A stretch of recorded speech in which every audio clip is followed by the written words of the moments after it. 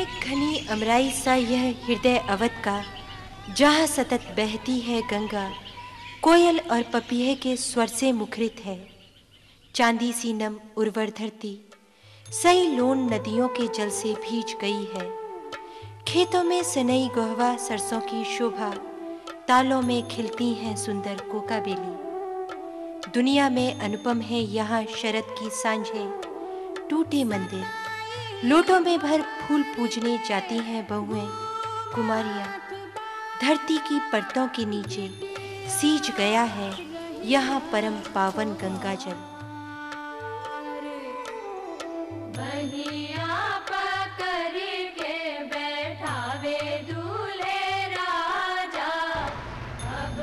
कभी कभी कैलेंडर के पन्नों पर दर्ज कोई एक साधारण सा दिनांक अचानक एक नए युग और नए इतिहास का प्रवर्तक बन जाता है,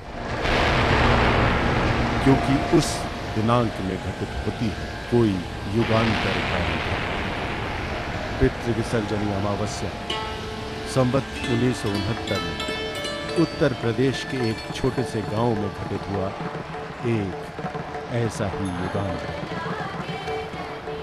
अवध का पश्चिमी भाग बैसवाड़ा कहलाता है, पुराने जमाने का संयुक्त प्रांत और आज का उत्तर प्रदेश। यहाँ ऊंचगांव नाम के कई गांव हैं। इनमें से एक है ऊंचगांव सानी, जिला उन्नाव, लखनऊ से लगभग 80 किलोमीटर दूर।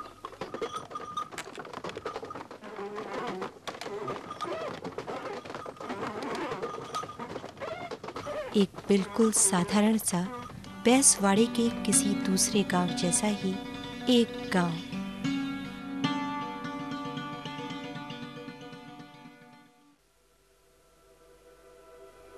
मेरे बाबा फौज में सिपाही थे, वहीं से रिटायर्ड हुए।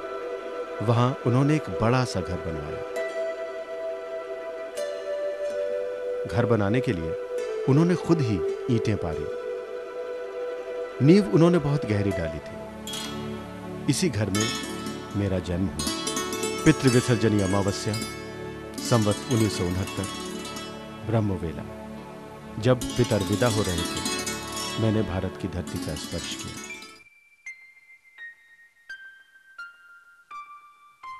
मुझ पर सबसे पहला और सबसे ज्यादा प्रभाव अपने बाबा का ही पड़ा। बाबा जहां जाते मुझे साथ ले जाते। कभी पीठ पर घोड़ैयां, कभी और ऊंचे वह कांधे पर बिठा लेते थे।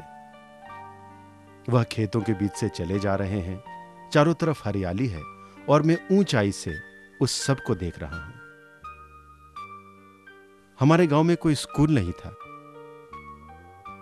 बचपन में शिक्षा बाबा से ही मिली।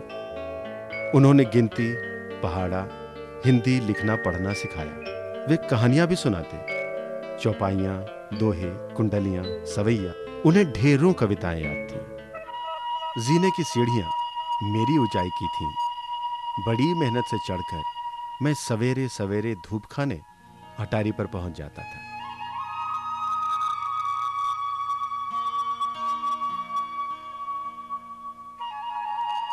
अटारी की मुंडेर बाबा के घुटने के बराबर थी। ऊंची दीवार के नीचे गलियारा था।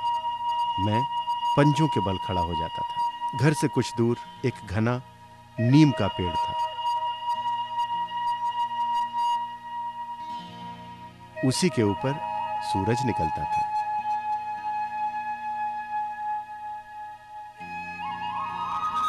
गांव से कुछ दूर अलोपी देवी का मंदिर था। वहां पूजा करने गांव की स्त्रियां पांत बनाकर गाती हुई जाती थीं। मंदिर के भीतर काले पत्थर की मूर्तियां थीं। कोई पुजारी नहीं था। स्त्रियां अपने आप देवियों की पूजा करती थीं। मंदिर के पीछे गदा उठाए महावीर की मूर्ति थी। सिंदूर लगाने से पूरी मूर्ति लाल बनी रहती थी। वट पूजा के दिन अजिया, अम्मा, पड़ोस की स्त्रियां चमकदार गोटे वाले लहंगे और ओढ़नियां पहनती थीं। फिर पाती बांधकर पूरब की तरफ बरगद पूजने जाती। सारा गांव इसी बरगद को पूजता था, इसीलिए बाग में स्त्रियों का मेला लग जाता था। रंगीन धागा लेकर वे बरगद की परिक्रमा करती, धागा उसके चारों ओर लपेटती जाती। हमारे घर के आंगन में तुलसी का एक पेड़ था। अम्मा इसे जल चढ़ाती थी। रात में इसकी पत्तियां तोड़ना मना था। अम्मा कहती थी, रात में पेड़ भी मनुष्यों की तरह सोते हैं। गलियों में गायें भैंसें चलती, बैलगाड़ियां निकलती, खूब धूल उड़ती थी। मैं धूल में खेलता, पैर के पंजे पर मिट्टी हाथ से थापते गए, फिर धीरे धीरे पंजा बाहर निकाला तो घरौंदा बन गया। गांव के किनारे बहुत बड़ा ऊंचा टीला था। उसे लोग आठ कहते थे। हम बच्चे उस पर चढ़कर खेलते। तो यह थी प्रख्यात साहित्यकार, चिंतक और आलोचक रामविलास शर्मा के बचपन की एक झलक, जिसका वर्णन उन्होंने आत्मकथात्मक पुस्तक अपनी धरती अपने लोग में किया है। जब वे 6-7 वर्ष के थे, तब उन्हें गांव छोड़कर पढ़ाई करने झांसी जाना पड़ा, जहां उनके पिताजी यानी दउआ काम करते थे।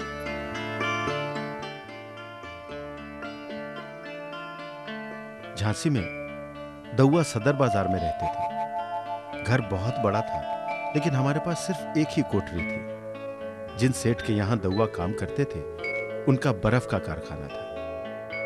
बरामदे की फर्श पर रुई का गद्दा, उस पर सफेद चादर, उसके ऊपर बड़े गोल और अर्धवृत्ताकार तकिए रखे रहते। दउआ कोठरी के दरवाजे के पास बैठते थे। सामने के तकिए पर बही खाते होते, जिस पर वे लिखते रहते। पहले मेरे मन पर बाबा छाए हुए थे। दउआ के साथ मैंने उनके जीवन को समझा।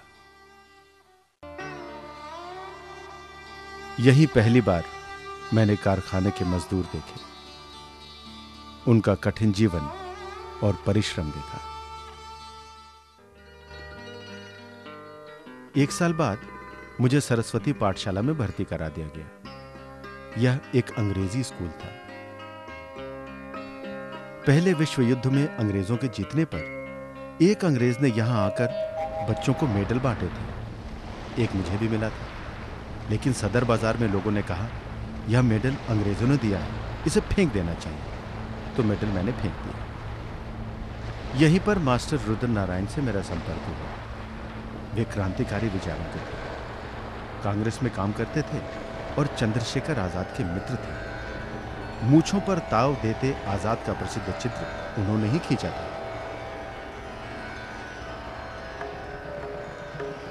सन 1920-21 में पूरे देश में स्वाधीनता की भावना प्रबल थी।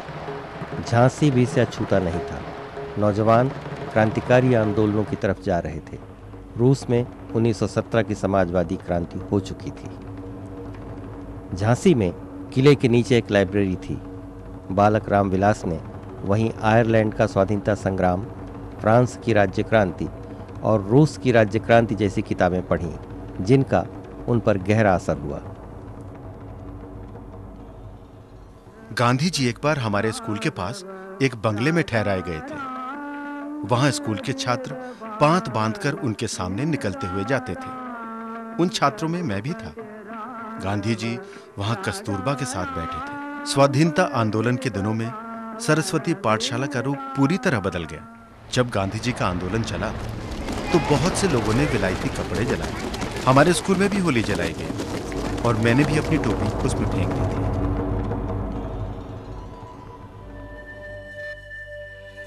इसके बाद 6वीं से 10वीं की पढ़ाई मैकडनल हाई स्कूल में हुई। यह सरकारी स्कूल था। एक पहाड़ी के ऊपर लाल रंग की खूबसूरत इमारत थी। बीच में एक बड़ा सा हॉल था।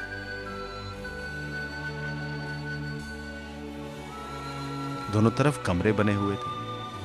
यहां मैं 6ठे दर्जे में भर्ती हुआ।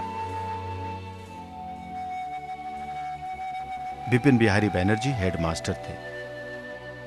उन्होंने मेरी फीस इसलिए माफ कर दी कि इतनी कम उम्र में भी मुझे रोटी बनानी आती थी।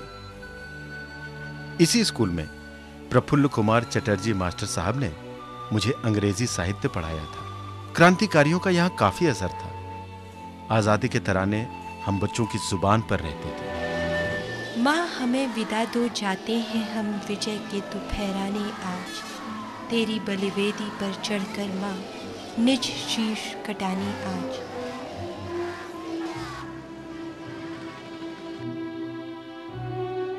झांसी में एक सिनेमा घर था, लास काला। उस समय बोलने वाले चित्रपट नहीं थे, सिर्फ एक्टरों के होठ हिलते दिखाई देते थे। मंच के नीचे ऑर्केस्ट्रा बजता था। लेकिन अवध की संस्कृति में पले बड़े रामविलास जी में रामायण के संस्कार बचपन से ही थे। उनके पिताजी यानी दउआ को रामचरितमानस लगभग कंठस्थ था। सदर बाजार की रामलीला में व्यास जी की गद्दी वही संभालते। उन्होंने रामलीला के लिए पूरा नाटक लिखा था।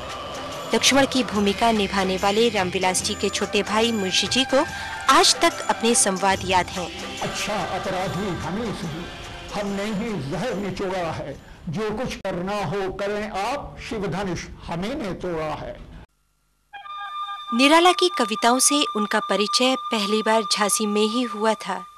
1928 में रामविलास जी हाई स्कूल पास कर इंटर कॉलेज आ गए। कॉलेज की लाइब्रेरी में अच्छी किताबें थीं। अपने सहपाठी पेंढरकर की प्रेरणा से रविंद्रनाथ टैगोर की कविताएं मैं पढ़ चुका था। लाइब्रेरी में अंग्रेजी की कविताएं मैंने पढ़ी। मिल्टन का पैराडाइज लॉस्ट पढ़कर लगा, इस कवि में जितनी शक्ति है किसी दूसरे कवि में नहीं। शांतिप्रिय द्विवेदी द्वारा संपादित चयन नाम के संकलन में मैंने पहली बार निराला की कविताएं पढ़ी। मुझे लगा कि मिल्टन की टक्कर का हिंदी में कोई कवि है तो वह निराला है अमानिशा उगलता गगन घरा अंधकार, खो रहा दिशा का ज्ञान, स्तब्ध है पवनचार। अप्रतिहत गरज रहा पीछे अनबुध विशाल, भूधर जो ध्यान मग्न केवल जलती मशाल। अवध की सांस्कृतिक लोक चेतना के केंद्र में थे तुलसीदास और उन्हें भक्तिकाल का सबसे महत्वपूर्ण कवि मानने वाले आलोचक रामचंद्र शुक्ल, कवि निराला और कथाकार अमृतलाल नागर रामविलास जी के प्रिय लेखकों में थे।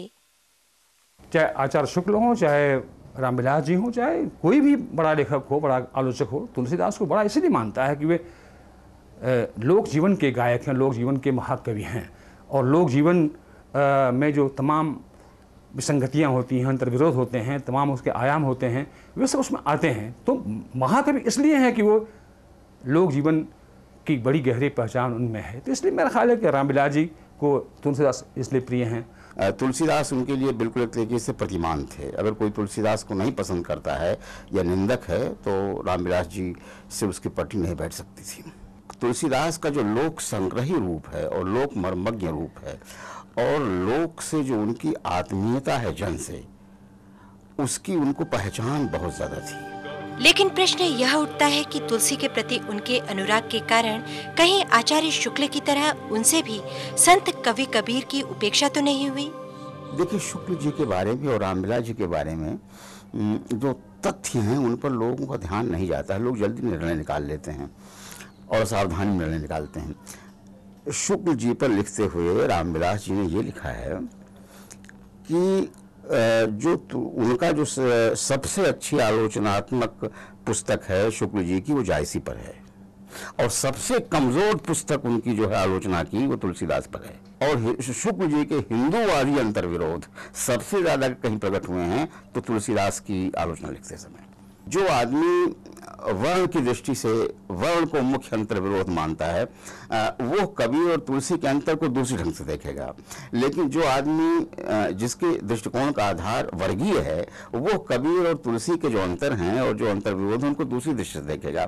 तो रामविलास जी सर्वत्र वर्गवादी हैं, इसलिए कबीर और तुलसी के अंतर्विरोध को वो उस ढंग से देख ही नहीं सकते थे। इंटर के बाद झांसी में उच्च शिक्षा का प्रबंध नहीं था। 1926 में ही रामविलास जी का विवाह हो चुका था। परिवार ही नहीं, पूरे गांव और आसपास के इलाके में इंटर पास करने वाले वे पहले छात्र बने। बड़े भाई के प्रोत्साहन, परिवार के समर्थन और अपने संकल्प के चलते उन्नाव से साइकिल चलाते हुए वे लखनऊ पहुंचे और विश्वविद्यालय में दाखिला लिया। एक ऐसे युवक के लिए यूनिवर्सिटी की पढ़ाई जारी रखना आसान नहीं था, जिसकी आर्थिक स्थिति अच्छी न हो और जिसके घर परिवार में स्कूली शिक्षा के बाद पढ़ने की कोई परंपरा ही न रही हो। लेकिन रामविलास जी ने तमाम कठिनाइयों के बावजूद अंग्रेजी में एमए और पीएचडी की डिग्रियां लखनऊ विश्वविद्यालय से हासिल की।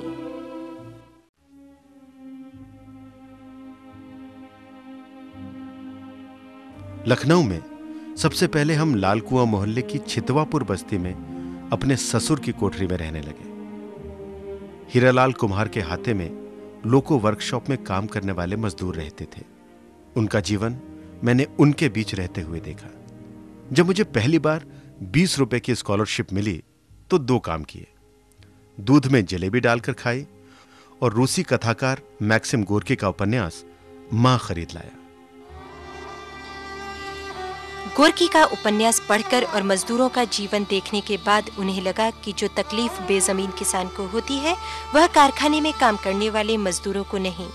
इसीलिए भारत जैसे पिछड़े हुए देश में किसानों को संगठित किए बिना कोई भी क्रांति संभव नहीं।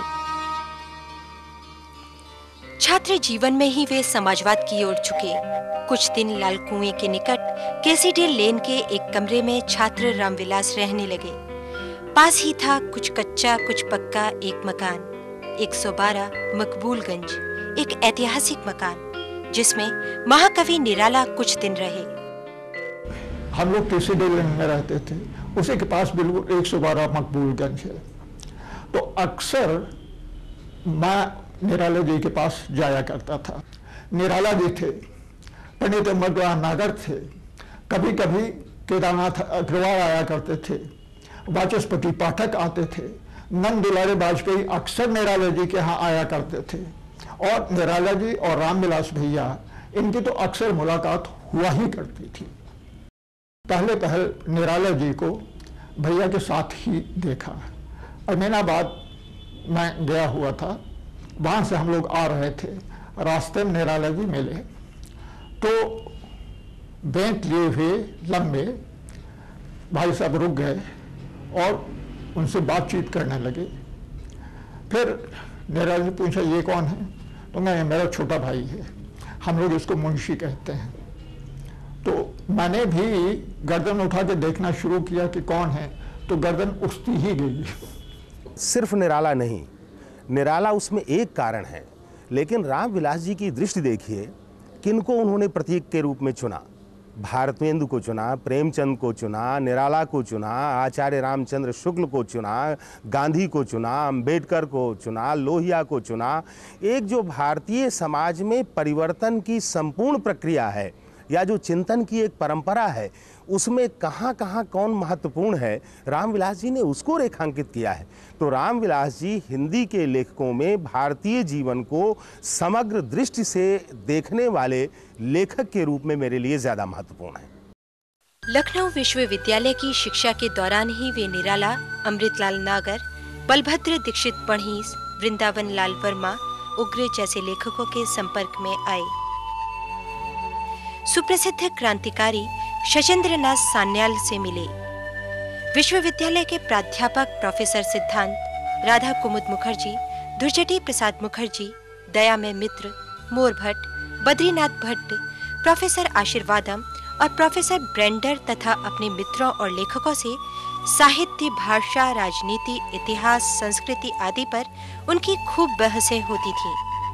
यहीं उन्होंने देश विदेश के साहित्य का गहरा अध्ययन किया और साहित्य के प्रति अपनी वह आलोचनात्मक समझ विकसित की जिसे काल ने अप्रतिम सिद्ध किया। रामविलास जी की जो स्वीकृति है वो इतनी व्यापक है समाज में। आप ये देखिए, सारे विवादों और सहमतियों असहमतियों के बावजूद भारतेंदु को, प्रेमचंद को, निराला को, तुलसीदास को, महाप्रसाद द्विवेदी को, जिस आदमी ने 4 महारथियों पर सबसे पहली पुस्तक लिखी हो, अब इस हिंदी समाज ने अगर रामविलास जी को स्वीकार किया तो इसके पीछे तर्क है, संवेदना है और एक कृतज्ञता का भाव है। ये एक विसंगति है क्रूर और दारुण कि जो जितना ही बड़ा सांप्रदायिकता विरोधी है, उग्र, वो उतना ही ज़्यादा हिंदी से परहेज करता है और अंग्रेजी में लिखता है। तो रामविलास जी अंग्रेजी के आदमी थे और पहले पीएचडी वो लखनऊ के हैं, विश्वविद्यालय के अंग्रेजी में। ये सब होते हुए उन्होंने हिंदी में लेखन अपना किया। रामविलास जी ने आलोचना से नहीं, कविता से शुरुआत की। सहज विलंबित मंथर गति जिसको निहार, राह छोड़ दे एक बार, काले लहराते बाल देवसा तन विशाल, आर्यों का गर्वोन्नत प्रशस्त। पहली कविता तो बीए करने के दौरान विश्वामित्र में प्रकाशित हुई। सुधा, माधुरी, सरस्वती आदि प्रतिष्ठित पत्रिकाओं में प्रकाशित उनकी कविताओं ने सबका ध्यान अपनी ओर खींचा। अज्ञेय ने भी उनकी काव्य प्रतिभा का लोहा माना और तार सप्तक में उनकी कविताएं संकलित की। उनकी कविताओं का पहला संकलन रूप तरंग के नाम से प्रकाशित हुआ।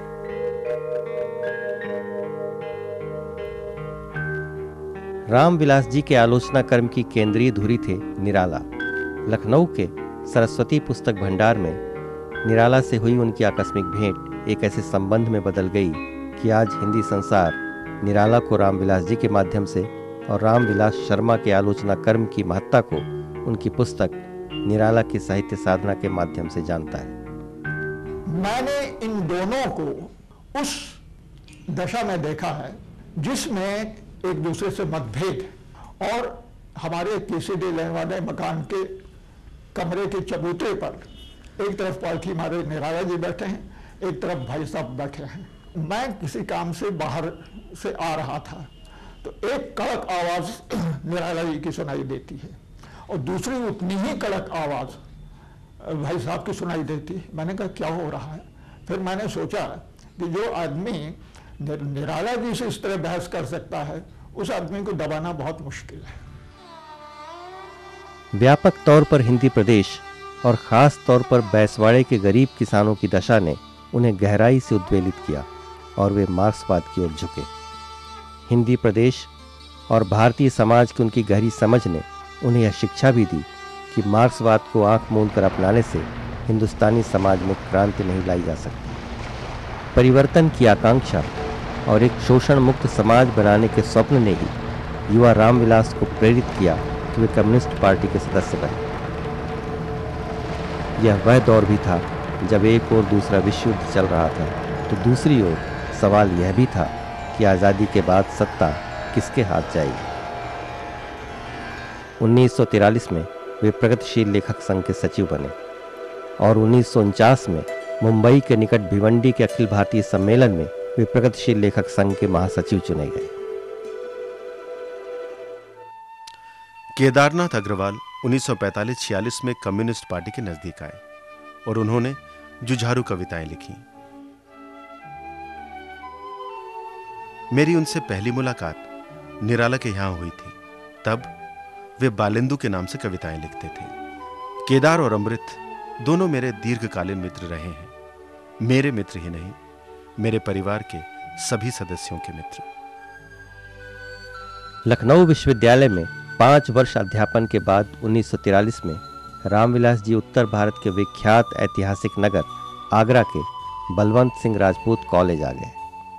लखनऊ में इतने वर्ष बिताने के बाद एक छोटे से कॉलेज में पढ़ाना शुरू में उन्हें कुछ अजीब सा लगा। लखनऊ जैसी गतिविधियां और सुविधाएं यहाँ नहीं थीं।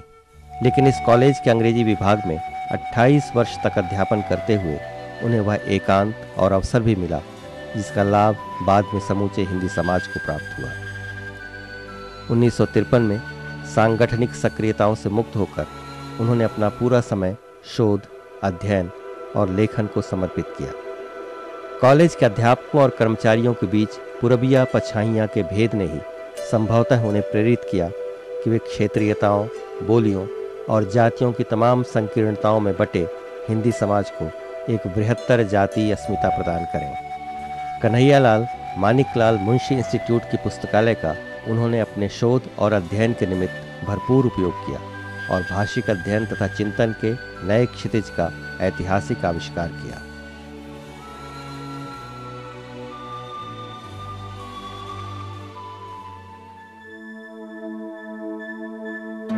आगरा के शिव सदन से लेकर 30 नई राजा मंडी तक अपने निवास के लगभग 38 वर्षों के दौरान उन्होंने अपने अनवरत अध्ययन और लेखन से हिंदी साहित्य का एक नया इतिहास ही रच डाला। हमें अच्छी तरह याद है जब हम लोग छोटे थे तो वो कभी हैदराबाद, कभी कश्मीर, कभी उड़ीसा, बंगाल, कलकत्ता और बम्बई तो बहुत अक्सर जाते थे। दक्षिण की यात्रा के बारे में तो उन्होंने लिखा ही है। तो उनका स्टाइल ये था कि राजा मंडी स्टेशन बिल्कुल पास था, घर के बिल्कुल पास था, और वहाँ जा कर के और बस टिकट कटा के और खिड़कियों में उन दिनों सींचे नहीं होते थे, खिड़की से कूद के अंदर चले जाते थे और ऐसे ही जब वापस लौटते थे तो खिड़की उस कूद के बाहर आ जाते थे। कई बार मुझे याद है कि वो रात को हम लोग जब सोए तब वो नहीं होते थे, सुबह जब हम सो के उठे तो वो होते थे, और मुझे कभी कभी ये शक होता था कि ये मेरे पिताजी ही हैं या कोई और आदमी उनकी शक्ल का तो नहीं आ गया। तो मैं उनको सोते में पास से जाके देखता था। एक उन्होंने एक ये सिस्टम शुरू किया था कि घर में लोग अगर किसी से कोई शिकायत है तो वो लिख के उसे व्यक्त कर सकते थे। तो एक रजिस्टर हुआ करते थे, ये 1933-34 की बात बता रहा हूँ आपको। घर की बात की भूमिका में उन्होंने ये बात बहुत साफ तौर से लिखी है कि अगर परिवार के लोग ईमानदारी से बात करें और कम्युनिकेशन की लाइन ओपन रहे तो कोई ऐसी समस्या नहीं है जिसका समाधान न खोजा जा सके। उन्हीं की प्रेरणा से उनके परिवार ने पहले घर की बात और बाद में सचेतक नाम की पारिवारिक पत्रिका प्रकाशित की। यह अपने ढंग का अनूठा प्रयोग था जो अभी तक जारी है।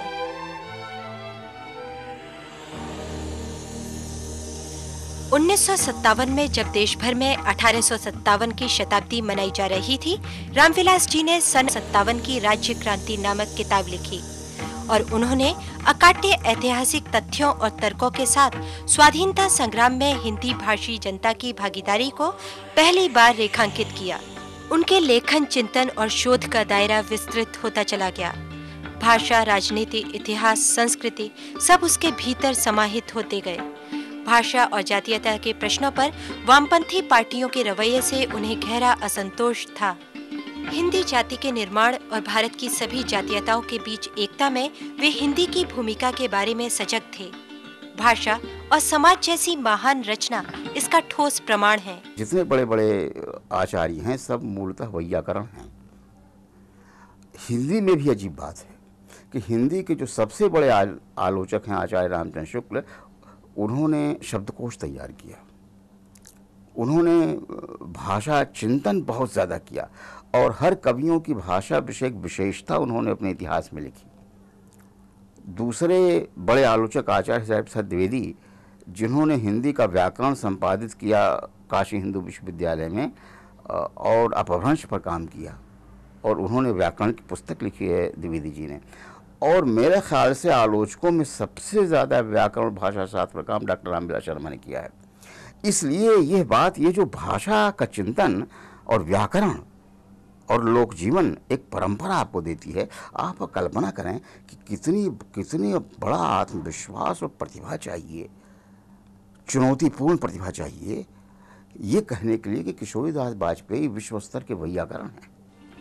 वे भारतीय राष्ट्र और ख़ास तौर पर हिंदी प्रदेशों के बारे में मार्क्सवाद को यांत्रिक रूप से लागू करने के विरोधी थे। भारत में अंग्रेजी राज और मार्क्सवाद जैसे विशाल ग्रंथ इसके प्रमाण हैं। उनके सामने यह प्रश्न एक चुनौती की तरह उपस्थित था कि भारत और ख़ास तौर पर हिंदी प्रदेशों में क्रांति की परिस्थितियां पैदा न होने के कारण क्या हैं।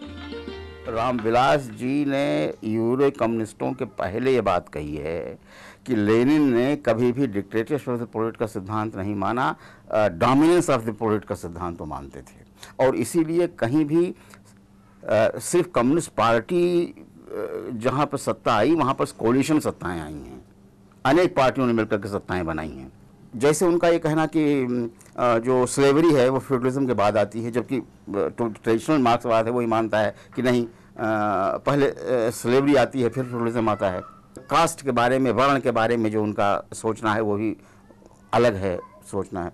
हीगल की कई बातों की उन्होंने बहुत आलोचना की है। कि वो कठमुल्ला मार्क्सवादी कभी नहीं रहे। उन्होंने मार्क्स को भारत की धरती से जोड़कर देखने का प्रयास किया है, मैं ऐसा समझता हूँ। और इस अर्थ में बहुत उदात्त चेता और उदात्त मना व्यक्ति थे वे। और जहाँ तक लेखन का प्रश्न है, मैं समझता हूँ उनकी पीढ़ी में, उनके ज़माने में रामविलास जी से बड़ा शोधकर्ता तो कोई नहीं हुआ। और जहाँ तक भविष्य की दृष्टि का प्रश्न है, मैं तो उन्हें दृष्टा ऋषि के रूप में भी देखता हूँ। अभी मैं एक लेख पढ़ रहा था, साहित्य के संयुक्त मोर्चे की समस्याएं, जिसमें प्रकाश चंद्र गुप्त ने कहा है कि वाल्मीकि, कालिदास और तुलसीदास ये रघुवंश के प्रशंसक थे, रघुवंश की आरती उतारने वाले थे, और इन लोगों ने राज व्यवस्था को बढ़ावा दिया है। तो रामविलास जी ने लिखा है कि भाई लोग कहते हैं कि मेरी आलोचना संजीदा नहीं होती है, अब बताइए ऐसी सूक्तियों को पढ़कर मैं संजीदा कैसे रहूं। उन दिनों प्रेमचंद को या तो लोग खारिज कर रहे थे कि गांधीवादी हैं, यानी मार्क्सवादी लोग, या कोशिश कर रहे थे कि वे मार्क्सवादी बना दिए जाएं। ऐसी स्थिति में रामविलास जी ने उन्हें मार्क्सवादी बनाए बगैर उनकी सामाजिक भूमिका को रेखांकित किया। किस तरह से उनका साहित्य लड़ता है साम्राज्यवाद से, सामंतवाद से, और किस तरह से उनके उपन्यासों में किसान का संघर्ष उभरता है और साथ ही साथ किसान की संभावनाएं उभरती हैं, और किस तरह से वे मध्यवर्गीय अंतर्विरोध को उजागर करते हैं। तो प्रेमचंद को उन्होंने एक युग के रूप में लिया कि एक प्रबुद्ध और भारतीय मार्क्सवादी को कैसा होना चाहिए। मैं नहीं जानता कि जो चीन के मार्क्सवादी हैं, जो क्यूबा के मार्क्सवादी हैं, वो मार्क्सवादी कितनी दूर तक लेनिन, स्टालिन, तुगलियाती इन सबको उद्धृत करते हैं। और लेनिन ने जैसा तालस्ताय के बारे में लिखा, हर्जन के बारे में लिखा, किसके बारे में लिखा, तो अपनी परंपरा के जो प्रगतिशील तत्व हैं उनको ढूंढना ये कैसे प्रतिक्रियावाद है, ये मेरी समझ नहीं आता। विस्तृत अध्ययन और वैचारिक दृढ़ता ने उन्हें ऐसी साहसिकता प्रदान की थी कि वे बहुत से मसलों पर पारंपरिक मार्क्सवादियों और इतिहासकारों से अपनी खुली असहमति व्यक्त करने में नहीं हिचकिचाए।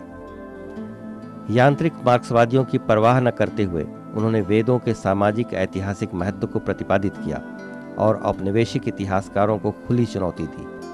उनकी इन मान्यताओं का आधार न तो भाववाद है, न अंध सांस्कृतिक राष्ट्रवाद। मेरा ख्याल है कि रामविलास शर्मा ने ऋग्वेद की ऋचाओं के माध्यम से दिखाया कि नदियाँ कौन सी थीं और समाज व्यवस्था क्या थी, अर्थव्यवस्था क्या थी, और उन्होंने सिद्ध किया कि आर्य यहीं विकसित हुए थे, बल्कि उनका प्रसार बाहर हुआ और किसी से संघर्ष नहीं हुआ था।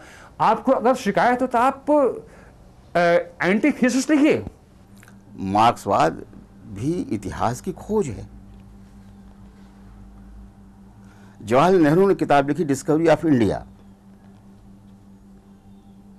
तो प्रगतिवादी थे कि परंपरावादी थे? इन लोगों को नंबूदरीपाद का लिखा हुआ शंकराचार्य पर लेख पढ़ना चाहिए। इन लोगों को डांगे का लिखा हुआ शिवाजी पर लेख पढ़ना चाहिए। इन लोगों को खुद मुक्तिबोध के कुछ बिंबों पर ध्यान देना चाहिए। युगवीर शिवाजी, तुलसीदास के जो बिंब उन्होंने प्रस्तुत किए हैं मुक्तिबोध ने, मुक्तिबोध परंपरावादी थे कि प्रगतिवादी थे? लेकिन रामविलास जी के लेखन की मूल शक्ति न तो मार्क्सवाद की उनकी आस्था में निहित है, न ही साहित्य के प्रति उनके लगाव में। वे दरअसल धरती के पुत्र हैं। रामविलास जी की चेतना से कभी गांव तिरोहित नहीं हुआ, किसान तिरोहित नहीं हुआ। गांधी जी को सबसे बड़ा कॉम्प्लीमेंट ये देते हैं कि गांधी ने स्वातंत्र्य की चेतना को, आज़ादी की चेतना को गांव तक पहुंचाया। बैसवाड़े की जिस जमीन में उनका जन्म हुआ, उनका बचपन बीता, उसके संस्कार, उसकी पवित्र गंध उनके लेखन में रची बसी है। उससे उनके रिश्ते जीवन के अंत तक कभी नहीं टूटे। सन 1981 में वे आगरा छोड़कर दिल्ली आ गए और अपने जीवन के अंत तक यहीं रहे, लेकिन उनके लेखन और चिंतन पर विराम अंत तक नहीं लगा। सन 81 से और 2000 तक वो यहीं रहे। तो उस समय हम लोग बहुत करीब आ गए, ख़ासतौर से जो हमारी माताजी का सन 83 में देहांत हो गया था। तो उसके बाद वो थोड़े अकेले महसूस करते थे अपने आप को, और एक काम तो उन्होंने ये किया कि अपने आप को काम में डुबा दिया। वो नॉर्मली सिर्फ दिन में काम करते थे, रात की रोशनी में काम नहीं करते थे। टिपिकल जो किसान का रूटीन होता है, सुबह अर्ली मॉर्निंग उठ करके काम में लग जाते थे और शाम के अंधेरे के बाद काम नहीं करते थे। लेकिन उन दिनों उन्होंने रात को 11-11 बजे तक, 12-12 बजे तक, वे 1-2 बार तो मैंने 1-2 बजे भी उनको काम करते हुए देखा। तो एक तो ये किया उन्होंने। दूसरे, हम लोग कोशिश करते थे कि वो अपने जैसे शेल से बाहर निकल के आएँ। तो यहाँ कोई इस कमरे में कोई फिल्म चल रही होती थी, बच्चे जाके उनको बुला लाते थे कि बाबा चलिए फिल्म चल रही है, बड़ी अच्छी फिल्म है। या उनको साथ बैठ के, उन्हें कैरम खेलने का शौक़ था, कुछ छोटा मोटा ताश वाश भी खेलते थे, स्पेल क्राफ्ट बहुत पसंद था, चाइनीज़ चेकर पसंद थे। तो ये बच्चे उनको, बच्चों के बहाने उनको वहाँ से थोड़ा बाहर निकाल लेते थे। तो उन दिनों उनको और बहुत नज़दीक से देखने का मौका मिला। रामविलास जी के व्यक्तित्व में एक किसान की दृढ़ता, सादगी और निष्कपटता थी। दूसरी तरफ अपने परिवार में चली आ रही सैनिक परंपरा के अनुरूप योद्धा का साहस भी था। वे न तो जीवन में और न ही लेखन में कभी किसी के सामने झुके और न ही अपने मूल्यों सिद्धांतों के साथ कोई समझौता किया। रामविलास जी ने मानव सभ्यता का विकास, गांधी, अंबेडकर, लोहिया और भारतीय इतिहास की समस्याएं, आज की दुनिया और लेनिन, भारतीय इतिहास और भौतिकवाद और भारतीय संस्कृति और हिंदी प्रदेश जैसे कई महत्वपूर्ण ग्रंथ लिखे। आगरा जैसे छोटे शहर में और वहां के एक कॉलेज में आजीवन पढ़ाते हुए उन्होंने जो काम किया है, उसकी तुलना सिर्फ राहुल सांकृत्यायन से ही की जा सकती है। तो मुझे लगता है कि रामविलास शर्मा एक ऐसे आलोचक हैं जो हिंदी के नहीं है, पूरा भारतीय व्यक्तित्व इनका है। हिंदी में जैसे कि आचार्य शुक्ल है, आचार्य द्विवेदी थी, कुछ लोग जो इन्हीं के थे जो हिंदी के नहीं थी, पूरे भारत थे। तो आज के ज़माने में मुझे लगता है केवल रामविलास शर्मा से दिखाई पड़ते थे जिन्हें हम एक भारतीय लेखक कह सकते हैं। वे इतने कद्दावर आलोचक या साहित्यकार इसलिए थे कि उनका चिंतन तो बड़ा था ही, उनकी दृष्टि तो बड़ी थी ही, लेकिन उनका व्यक्तित्व बड़ा था। बड़ी बात थी कि हिंदी का कोई एक ऐसा लेखक था जिसके पास पुरस्कार या पुरस्कार देने वाले चल कर आते थे, और उसके बाद भी सबको ये भय लगा होता था पता नहीं स्वीकार करें ना करें। जीवन में कई पुरस्कार मिले, लेकिन वे पुरस्कार की राशि साक्षरता के लिए दान करते रहे।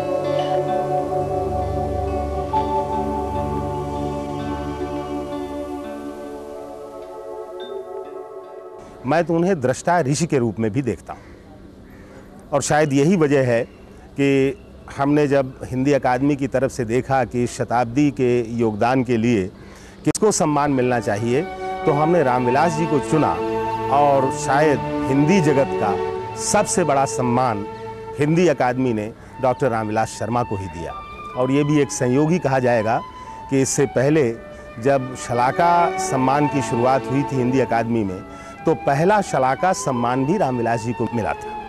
इन सब चीज़ों से, सम्मान, पुरस्कार इत्यादि से जो एक निस्संगता थी, एक तटस्थ भाव था, ये उन्होंने तब भी दिखाया।